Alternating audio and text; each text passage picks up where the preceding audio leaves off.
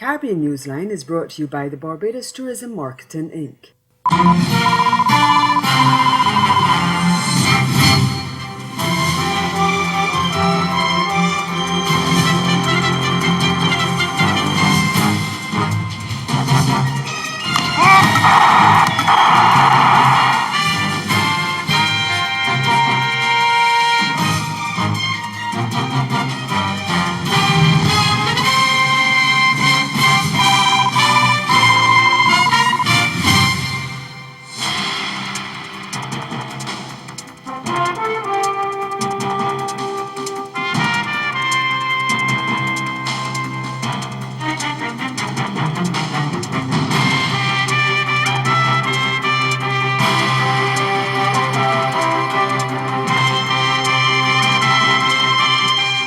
The Vincentian Prime Minister discloses his country's role in a high-profile U.S. probe that has seen 2 political players charged. That's our top story in Caribbean Newsline for Wednesday, November 1st. From the CMC News Center in Bridgetown, I'm Nicole Best. Good evening. Prime Minister Dr. Ralph Gonsalves has revealed that for more than 3 years, St. Vincent and the Grenadines has been assisting in the U.S. investigation that earlier this week led to the indictment of 2 people, including one connected to President Donald Trump's election campaign. Former chairman of Trump's campaign team, Paul Manafort, and his longtime associate, Rick Gates, were on Monday slapped with 12 charges of conspiracy against the U.S., money laundering, and several other financial charges in an investigation led by Special Counsel Robert Mueller into possible ties between Trump's campaign and Russia. The 2 used entities in St. Vincent and the Grenadines and other countries to hide money. In an exclusive interview with CMC News on Tuesday night, Dr. Gonsalves said the relevant financial authorities in his country have been working with the U.S. on the case since 2013. Long before Mr. Mueller became a special prosecutor, the matter of this subject matter was one of interest to certain authorities in the United States, and they made contact with our FIU, and our FIU provided all the requisite information. Then there follows up in 2016, late 2016, and then a request was made not too long ago, which has been dealt with under the Multilateral Assistance Treaty in Criminal Matters, the MLAT, the Mutual Assistance Treaty in Criminal Matters. They made an MLAT request through the Justice Department, and we have dealt with that. So we have cooperated fully, as the statement by the 3 entities involved in St. Vincent, 3 authority centers: the Financial Services Authority, the Financial Intelligence Unit, and the National Anti-Money Laundering Committee. All 3 of them pointed out that from 2013 to 2014 and up to and including 2017, the authorities in St. Vincent and the Grenadines cooperated with the United States authorities, and St. Vincent and the Grenadines has not done anything other than act quite properly in this matter. Dr. Gonsalves said among the first things his administration did when it took office in 2001 was to revamp the laws related to proceeds from crime and money laundering. He said they also established the Financial Services Authority and the Financial Intelligence Unit and will continue to cooperate with the U.S. in this matter. We continue to cooperate. That's normally what we do. You see, their FIU in America, FinCEN, and our FIU belong to the Egmont Group, and they share information. And we have a mutual assistance legal treaty in criminal matters with the United States, and that has been operationalized. It's not the first time, and we always deal with that efficaciously. We handle it very well. We are a very responsible international finance destination. In other news, Prime Minister Gonzalez says the business of climate change is the greatest existential threat to the region. He made that assertion as he delivered the inaugural lecture of the Association of Caribbean States ACS Excellence Lecture Series in Trinidad and Tobago on Tuesday night.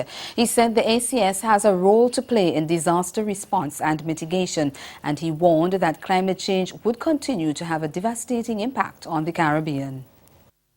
The drought systems are coming from two different directions, and they're coming slowly, and they're overlapping and sitting on one another. This is how they explain it to me. I am not a scientist, I'm a simple country lawyer, so I'm trying to explain it best. And when they sit on each other like this for 3 hours, and they deposit, as you know, 12.5 inches of rainfall in 3 hours. The middle class, lower middle class, become poor in 3 hours. The poor become indigent in 3 hours. And the indigent, when they get up and this storm is hitting them, they enter the species of Dante's hell. Several Caribbean countries, including Antigua and Barbuda, Dominica, the British Virgin Islands, the Turks and Caicos Islands, as well as St. Martin, and to a lesser extent the Bahamas and St. Kitts and Nevis, were impacted when Hurricanes Irma and Maria passed through the Lesser Antilles last month, and that caused several deaths and billions of dollars in damage. Antigua and Barbuda's Prime Minister Gaston Brown says the 36th anniversary of his country's independence is taking place under trying circumstances, but he's confident that things will get better. He was speaking with CMC News at the Sir Vivian Richards Cricket Ground shortly after a military parade and award ceremony on Wednesday. Brown's biggest worry is the daunting task of rebuilding the sister isle of Barbuda, which was devastated by the Category 5 Hurricane Irma last month. This year we are celebrating independence under very trying times. Barbuda, our sister island, was actually decimated by Hurricane Irma, and the task of rebuilding Barbuda is a daunting one. In fact, the estimate is that it will cost about $250 million to rebuild Barbuda, which clearly is beyond our means. So we're using every opportunity to galvanize support from the international community to help us with developmental funding, concessional loans, as well as OD assistance as we seek to get the necessary resources in order to rebuild Barbuda. Notwithstanding the fact that it will take some time, that it will be painful, we remain very hopeful, and we're pretty sure that Barbuda will come out bigger and better, come out as a stronger nation, and in essence, Barbuda will rise like a phoenix from the ashes.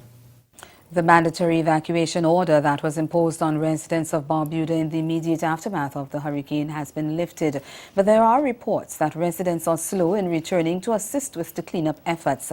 Prime Minister Brown says there may be legitimate reasons why many Barbudans are still on the mainland, but he called on those who are free to go every day to help in the cleanup and restoration process. So that some of them, they have their children and so on integrated in our schools, so it's difficult for them to leave the children behind. But we still believe that many of them, they have the capacity to do, I don't know if you call it a day release, because they're probably not doing any work for that matter, but at least travel on a daily basis and to contribute on a daily basis to the actual cleanup initiative. That is what that has actually slowed the rebuilding, because we have to clean up before we start to rebuild. The Central St. Louis minister under both Byrd administrations will be bestowed the title, that's Knight Grand Cross of the Most Distinguished Order of the Nation, for distinguished and outstanding contribution in the field of politics and national development. And he was among 10 persons awarded at the ceremony today in Antigua. The Central Bank of Barbados on Tuesday reported that the economy grew by an estimated 1.4% during the first 9 months of 2017 as economic growth moderated in the third quarter.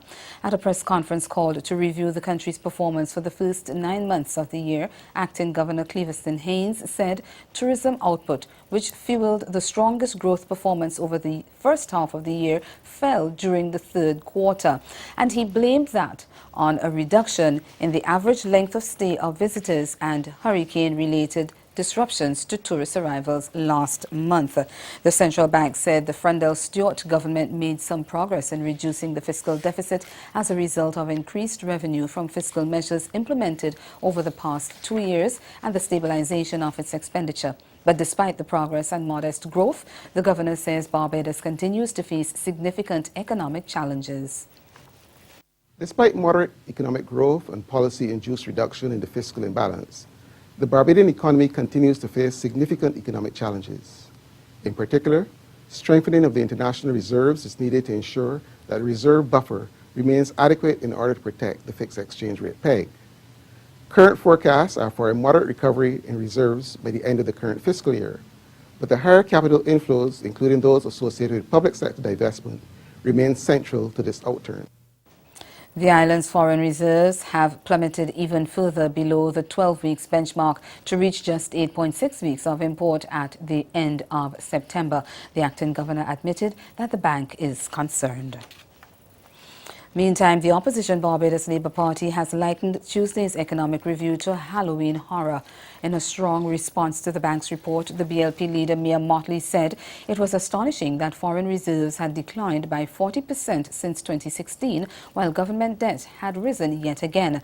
Noting that all of the main indices were worsening, Mottley suggested that the acting governor was ineffective. She said he has made no difference to the slide in the critical indices. Coming up in Caribbean Newsline, Caribbean Tourism Month being observed at a tough time for the industry. Stay with us.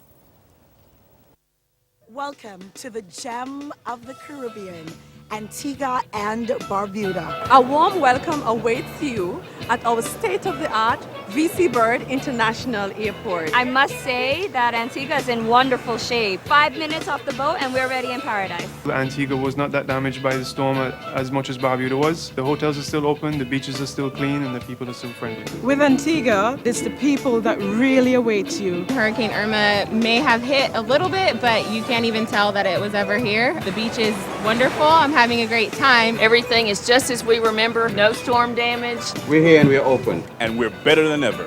I do a lot of destination weddings, and I see weddings that could happen here, and they would be in love with it. I can't say enough about how in love with Antigua I am. It is one nation, two islands, and I'm loving it.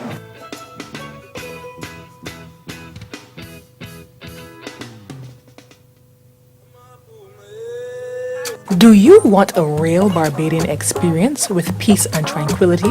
A home away from home feeling? Come and stay at Best E Villas. We offer 2 amazing locations to choose from, Prospect St. James or Christchurch. Plan a staycation for your anniversary, birthdays, summer or winter breaks, or any special event. Best E Villas is located in close proximity to our lovely beaches. Call us now at 246-425-9751 or visit us at bestevillas.com and make your booking for the best in villas.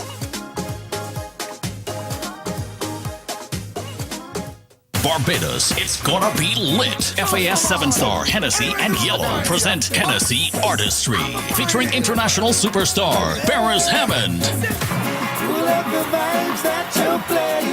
Sizzler, Dry Cry, Even Tears, Movado, Pasfana Fox, Little Rick, and Nikita. And for the first time in Barbados, Tory Lanez. Hosted by Vane and Peter Coppin, the Hennessy experience of a lifetime. Everyone falls in love sometimes. Hennessy Artistry, December 2nd, Kensington Oval. Welcome to the weekend. Hennessy, never stop, never settle. Flaunt your taste responsibly.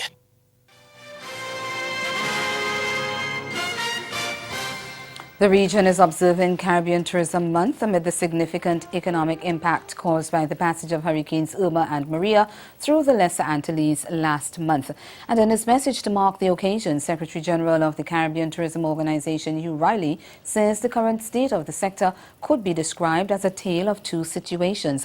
He pointed out that during the first half of the year, the region performed at record pace, welcoming 16.6 million international tourist arrivals at a healthy growth rate of 5.2% when compared to the same period last year. But following the passage of the hurricanes, growth was severely impacted, with the revised forecast for 2017 at 1 to 2% down from 2.5 to 3.5%. At least 6 countries, Antigua and Barbuda, Dominica, the British Virgin Islands, the Turks and Caicos Islands, Anguilla and St. Martin, are still trying to get back on their feet after being severely impacted by the superstorms.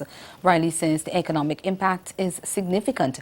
He says the Caribbean Development Bank predicts that every 1% reduction in tourist arrivals will result in $137 million in lost revenue. Jamaica's Director of Elections, Orette Fisher, has taken legal action to stay in his job. He is suing Governor General Sir Patrick Allen and the Electoral Commission of Jamaica after being informed that Monday would have been his last day after serving a year in the position. Fisher's lawyer, Hugh Wildman, is contending that a one-year appointment was illegal because the Electoral Commission Interim Act mandates that any appointment to the office of Director of Elections must be for 7 years. During a court hearing before Justice David Bartz on Tuesday, the Attorney General's chambers, appearing on behalf of the Governor General and the Electoral Commission, gave an undertaking that Fisher would remain as Acting Director of Elections until November 30. And November 9 has been set as the date for the hearing of an application for leave for Fisher to go to the Judicial Review Court to challenge the decision to remove him. The director is nominated by the 8 commissioners of the Electoral Commission, but only 6, 3 elected and 3 nominated, have to be in agreement in order to effect his dismissal. Still in Jamaica, Parliament has approved a request by Prime Minister Andrew Holness to extend the country's first zone of special operations, in which law enforcement authorities are given special powers, for another 60 days. Mount Salem St. James was declared that special zone on September 1, and legislators on both sides of the House of Representatives on Tuesday approved a resolution to extend the zone. The Prime Minister had told Parliament yesterday that while much has been achieved in the first 60 days, there was much more to be done. He told his parliamentary colleagues that much of the work done to date was focused on clearing and holding the space, arguing that more time was needed to concentrate on the building phase, during which the Social Intervention Committee would be given the space to continue the work they had already started.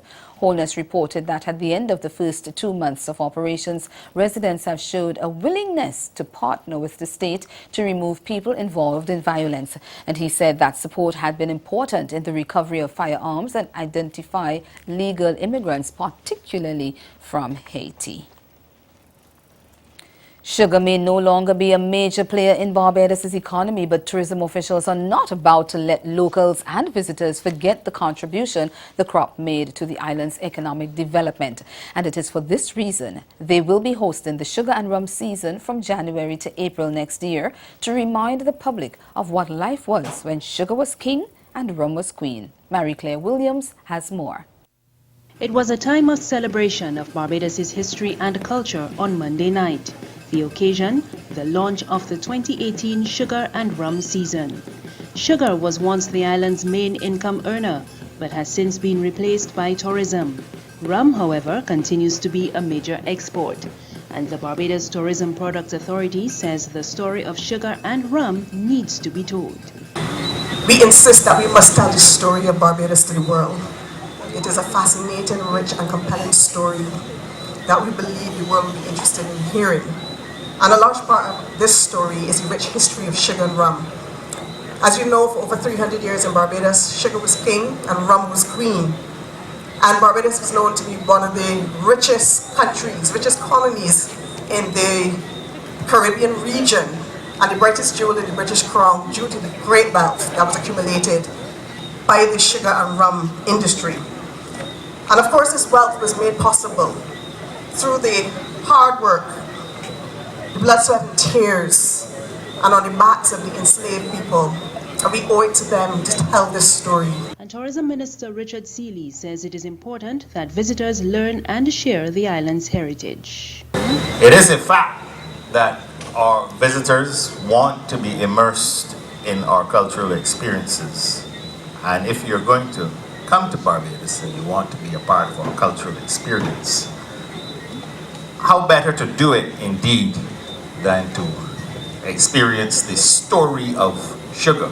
The 2018 sugar and rum season will highlight various aspects of sugar and rum production to both locals and visitors.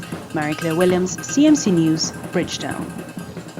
And ahead in Newsline Sports, Zimbabwe going into the final day of the second test against the West Indies with an 18-run lead. Stay with us. Sport is next. Do you want a real Barbadian experience with peace and tranquility? A home away from home feeling? Come and stay at Best E Villas. We offer 2 amazing locations to choose from, Prospect St. James or Christchurch. Plan a staycation for your anniversary, birthdays, summer or winter breaks, or any special event. Best E Villas is located in close proximity to our lovely beaches. Call us now at 246-425-9751 or visit us at bestevillas.com and make your booking for the best in villas.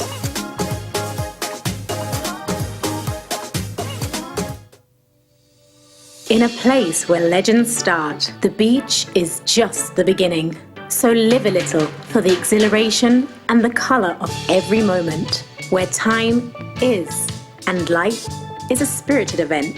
Immerse yourself in the culture, the music, the people, the island. Love Antigua and Barbuda. Embrace an experience that leaves you breathless, from cricket to sailing week to carnival and more. Antigua and Barbuda, the beach is just the beginning.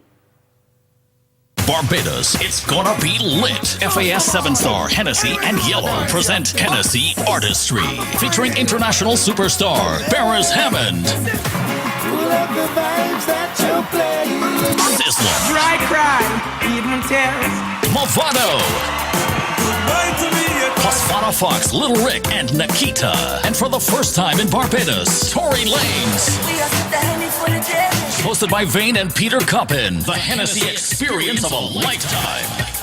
Everyone falls in love sometimes. Hennessy Artistry, December 2nd, Kensington Oval. Welcome to the weekend. Hennessy, never stop, never settle. Flaunt your taste responsibly.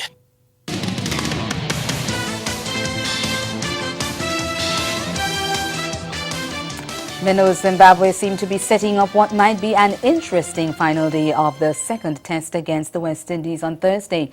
This after an unbeaten 94-run stand from Sikandar Rezar and PJ Moore, who will take Zimbabwe into a 5th day on 140 for the loss of 4 wickets with an 18-run lead over the West Indies. Rezar remains unbeaten on 58 and Moore not out on 39.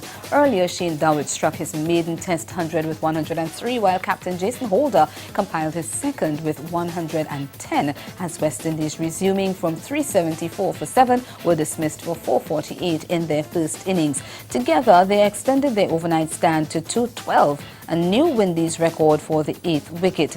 Rezar claimed 5 for 99, while left-arm spinner Tendai Chisoro picked up 3 for 113. Meanwhile, West Indies heaped praises on Shane Dowich for stepping up to the plate when it counted. Dowich under pressure at the start of the match with a mere 47 runs in his last inning. That's his last 8 outings, made 103 in an innings lasting 232 deliveries and including 10 fours and a 6. While Holder, whose last 100 came in his 4th test 2 years ago, fashioned 110 off 198 balls and struck 9 fours and 2 sixes. Holder says he felt determined to get his fellow Barbadian to score big. It was really enjoyable, man. Shane has obviously not had the best of times in the recent past, and he was in need of a score, and it was really good to be out there to help him along. That was really my determination, to get him to score. At that stage, we obviously under a bit of pressure on the Zimbabweans bowled well yesterday afternoon, and then we really needed a partnership to get back in the game, and it was down to me and Shane to really stand out there and put up a big partnership. We just wanted to take it in 10-run stages, and for me, it's just getting Shane in. From there, I felt he was able to relax and flow. Holder also says that he wasn't aware that their run was a historic one. No, I wasn't really aware of them. We just set up to bat some time and to put a big partnership together. And we were able to get 100-run partnership and then on to 150 and obviously down up to 200, which was a remarkable achievement, especially on that pitch where the Zimbabweans had bowled. Having said that, probably a little disappointing, to lose our wickets at that stage. We wanted to at least lead them by at least 150 runs, but I would still take 120 runs at the end of the day. I think it was a really good effort, especially coming from where we were under a bit of pressure. So I would say decent effort. Looking ahead to the final day on Thursday, Holder says they intend to get early wickets. Tomorrow's morning session will be very, very crucial. We just need to break this partnership. Raz is playing really well, and also PJ Moore. So I think if we break this partnership quite early tomorrow morning, we could be able to really good show to winning the game. Having said that, it's still not a pitch where you can go blast up people on and probably look for wickets. It's spinning really slowly for the spinners, and the seamers is not really carrying through to the wicketkeeper or to any distance for them. So we've got to be really, really patient. I think if we use the surface as much as possible, I think we'll be in with a really good shot in terms of breaking the partnership and then seeing how their lower half goes. Switching sport now, former Cayman Islands Football Federation official Kostas Takas has become the second defendant sentenced to jail in the FIFA corruption scandal in the United States. Eastern District of New York, Judge Pamela Chen sentenced the 61-year-old accountant to 15 months in prison, 10 months of which Takas already served in Switzerland after his arrest in May 2015 and prior to his extradition to the United States. Takas was also ordered by the court to pay $3 million restitution shared with former FIFA Vice President Jeffrey Webb, who pleaded guilty to a raft of offenses in November 2015. The former football executive was one of 6 FIFA officials arrested in Zurich at the request of U.S. authorities. In May, Takas pleaded guilty to 1 count of money laundering conspiracy in a federal court in New York. His jail term in the United States will begin on Tuesday, and he will be deported to the Cayman Islands upon release. And that's the sport. Do stay with us. We'll be right back. Caribbean Newsline is brought to you by the Barbados Tourism Marketing Inc. Join us from November 16th to 19th, 2017 for the Barbados Food and Rum Festival, where acclaimed Barbadian chefs and mixologists are joined by Chef Jean-Georges of the U.S., Chef Tom Akins of the U.K., Chef Chris De La Rosa of Canada to create dining experiences to delight the senses. Visit GoingPlacesTravel.com to book your packages and visit www.foodandrum.com for more information. Grow your business or promote your event through the services offered by the Caribbean Media Corporation and CaribVision. Our distribution provides a platform on cable, terrestrial television, and websites. We cover carnivals and events from across the region. We can bring your event live and alive to the world. For music makers, program producers, businesses, we can expand your reach to in excess of 2 million households daily. Our other services include news updates to enhance your media products, studio space for program and development. We can facilitate the launch of new products and services and training. Contact us and we will help you unleash your creative ability, develop products and services, and provide the medium to watch them grow. Contact Loretta Skeet at cmccaribbean.com or call her 1-246-467-1044 or 1-246-253-3889. Call and book your carnival or event today. Again, the major developments of this day. Prime Minister Dr. Ralph Gonsalves reveals St. Vincent and the Grenadines helped U.S. authorities in a probe that led to the indictment of 2 people, including one connected to President Donald Trump's election campaign. And in sport, Zimbabwe going into the final day of the second test against the West Indies with an 18-run lead. Well, that's Caribbean Newsline. For news and sport around the clock, log on to CondaNews.com. We'll be back here again tomorrow. But from all of us at CMC News, thank you for watching. Do have yourselves a good night.